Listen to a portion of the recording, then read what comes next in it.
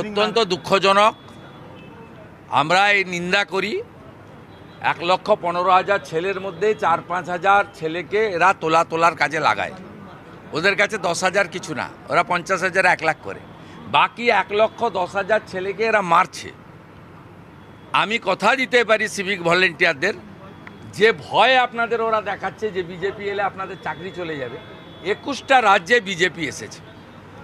20 বছর পরে নবীনজির সরকার গেছে এবং প্রথমবার উড়িষ্যায় বিজেপি এসেছে আফটার ইন্ডিপেন্ডেন্ট।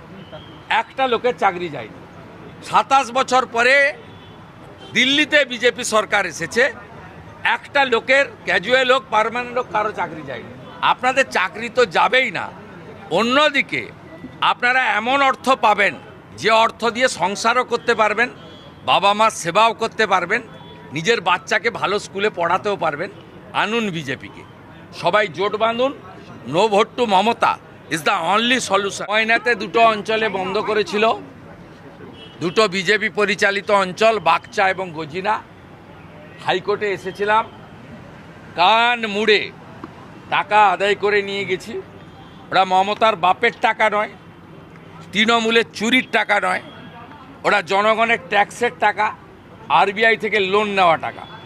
ময়নার বাগচা গজিনাতে যা হয়েছে, যদি ভাঙড় 2 নম্বর ব্লকের 3টে অঞ্চলে এই সরকারি ভাতা পাওয়া লোকেদের অর্থ আটকে থাকে, আমার সঙ্গে যোগাযোগ করুন।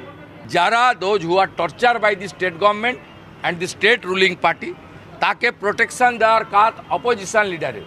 মুখ্যমন্ত্রী সবার হতে পারেননি, দ্য অপোজিশন লিডার অত্যাচারিত মানুষের প্রতিনিধি হওয়ার চেষ্টা করেছেন। এটা বিজেপির আদর্শ, বিজেপির দেখানো পথ এবং এই জঙ্গিদেরকে, জামাতিদেরকে, এই এক্সট্রিমিস্টদেরকে রক্ষা করার জন্য আধারকে ঢাল হিসেবে ব্যবহার করতে চায় এবং পশ্চিমবঙ্গ থেকে অবৈধ জাল আধার, বার্থ সার্টিফিকেট, জাল এপিক, জাল রেশন কার্ড তৈরি করার দায়িত্ব টাকার বিনিময়ে তৃণমূল কংগ্রেস নিয়েছে। এটাই তার কারণ।